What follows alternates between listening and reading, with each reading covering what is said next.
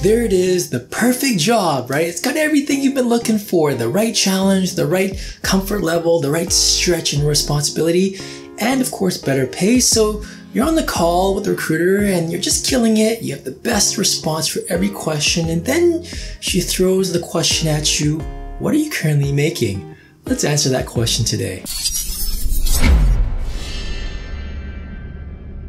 Hey guys, it's Brian back at you with another video where my goal is to help you unlock a rewarding career and life that you'll be proud of. And if you want more job search tips and career growth insights so that you guys can land that dream job, switch careers, or get that next promotion, then hit that subscribe button. So what are you currently making, or what is your current salary? Feels icky, doesn't it? I know it does for me, and I think it's because it's a pretty personal question. Now, to formulate the right strategy and the right response, we first have to understand what the intention of the question is. The question exposes two things. First of all, it initiates the salary conversation, which is a good thing. And second, it gives the hiring manager some insight as to what a starting salary could be and whether or not that the company can actually afford you, which makes sense. I mean, if they can't afford you, why go through all the trouble of interviewing you, right? It's also important that we approach this question with some caution because a straightforward answer could actually hurt you.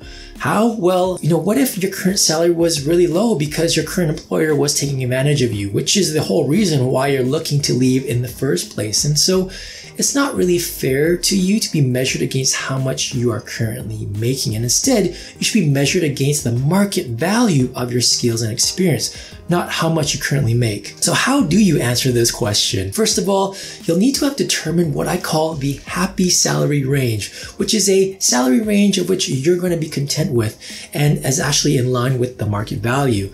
And by the way, if you want to know how to determine your happy salary range, you can actually download my free PDF guide, Become a Better Salary Negotiator in 7 minutes.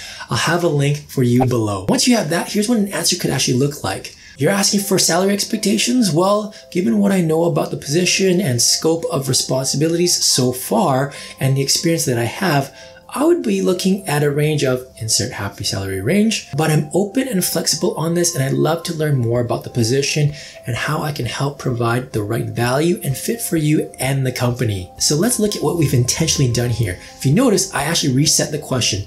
They asked me what my current salary was, and instead I responded with, you're asking for salary expectations? I can then answer this question instead of telling them my actual salary. And then I reveal my happy salary range so that they can determine whether or not I'm within their budget. But more importantly, I've also qualified my response so as to, add some flexibility and openness to adjust my range once I get more information about the job. And this gives you more freedom to continue the conversations regardless of the number they had in mind. Now, I know that some negotiators will tell you to never offer the first number. The thinking here is that, you may be undervaluing yourself. For example, let's say I'm the hiring manager, right? And my budget for this new position is $80,000. When I ask you for your salary expectations and you tell me $70,000, you've just lost $10,000. Two things to keep in mind to this response. Number one, if you don't give them a number, a lot of recruiters actually get annoyed by this and they just move on to the next candidate. And now you're completely done. You've got no chance. And number two, remember in your response, you said you wanted to learn more about the job. And it's through that process and knocking it out of the park in the interview that you can build a case for an even higher salary than what you stated. I go into much more specifics in my salary negotiation PDF guide, so you can find out more information there on how to preempt this whole situation. But the big takeaway here is that it's really important for us to properly frame our answer so that, our salary expectations are fluid and can actually change. Now, if you've got more salary negotiation questions for me, let me know in the comment section down below, and check out my other video on how you can tap into the subconscious mind of the hiring manager so they offer you a higher salary right from the get-go. Guys, thanks so much for watching, and I'll see you next time. Cheers.